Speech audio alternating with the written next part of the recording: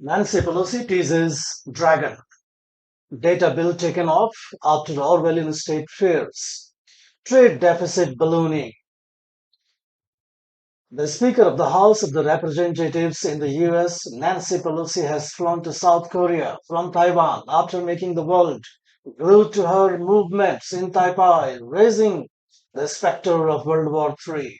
Says Manish Anand, from the Rise in the Hills, bringing you the editorial analysis of India's top five English newspapers.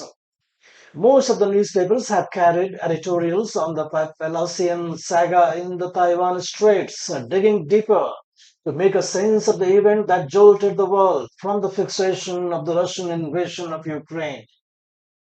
The Times of India, Deccan Herald, the Indian Express, and several Hindi newspapers have run lead editorials on Pelosi in Taiwan.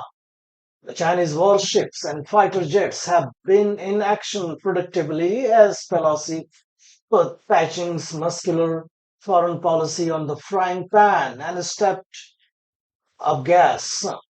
All the dailies have underlined that Pelosi is the highest ranking US official to visit Taiwan in 25 years. The newspapers have also put a spotlight on one China policy by which the countries, including the US, accept that Taiwan is a part of China. But that is conditional to the fact that China will not use force, which Beijing has already violated in the case of Hong Kong, where the democracy activists have been sent to prisons and unprecedented crackdowns have been launched. The, the event has come close to the 20th Congress of the Communist Party in China, which will give another 5 years term to Xi Jinping as the president of the country. She will indeed be under considerable pressure, noted the dailies, to assert his muscular policy that may jolt the dragon to fume fire against its neighbors.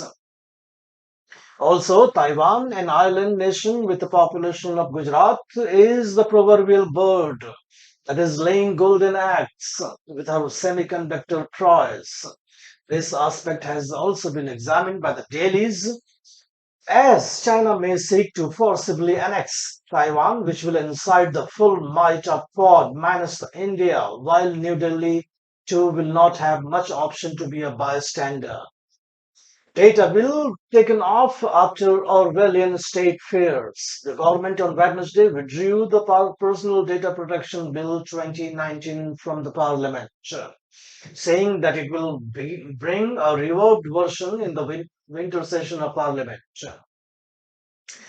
This was done after the Joint Committee of Parliament came up with as many as 81 amendments to the bill. The committee was headed by Justice B.N. Balkrishna, retired, who denounced the bill for violating personal liberty and privacy.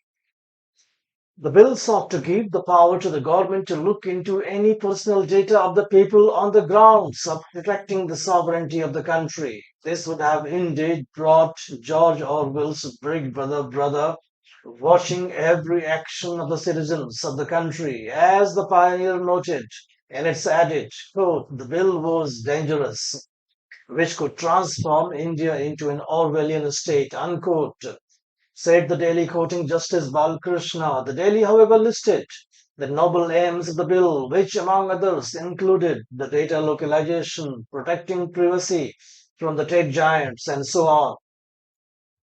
But monster too came as noble men, as had been the case with Ravan, who had abducted Sita while seeking alms as a seer. Trade deficit ballooning. The July trade data is disappointing as the exports dipped and the imports remained firm, giving India a trade deficit of USD 31.02 billion. The Economic Times and the Hindu have taken note of the trade worries for India. There are visible slowdown in India's biggest trading partners, such as the US and China. The Economic Times noted that 7 of the top 10 goods items exported by India have seen declines in the month of July.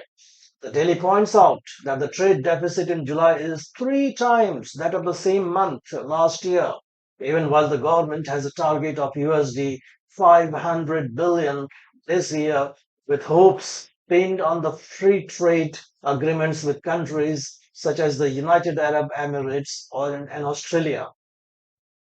While similar deals are in the pipeline for the European Union, the US, and the UK. That was all we had in today's daily analysis of the editorials carried in India's top five English newspapers. Do share your comment in the feedback and do subscribe to the channel. Thank you so much.